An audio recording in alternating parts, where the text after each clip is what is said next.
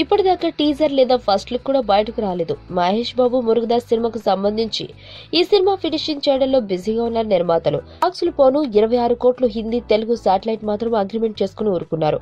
ఇప్పుడు latest news ఏంటంటే only Andhra sale ను 36 కోట్ల రేంజ్ లో స్టార్ట్ చేసినట్లు తెలుస్తుంది.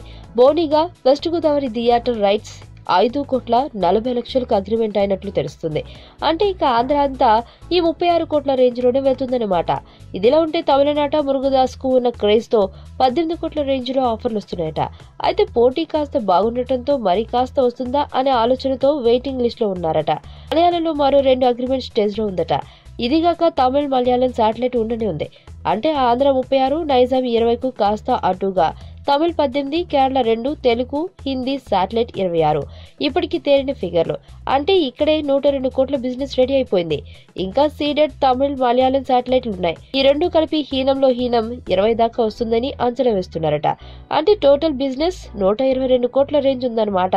సో తెలుగు సినిమాల్లో non Baahubali pre release business Mahesh they అవుతుందేమో.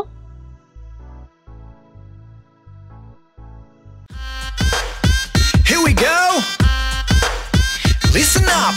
ఇంటి ముంగటున్నది పానీపూరి, రోజు 2 ప్లేట్లు బుక్త నేను ఖాళీ దూరి, ఆడు చనా ప్యాసు తెచ్చి సొంటి పానీలోన ముంచి వెట్టె తిన్నాక అడుగుతా ఖాళీ పూరి. అరే అన్నా నిన్న నేను సందులోన తిన్నా.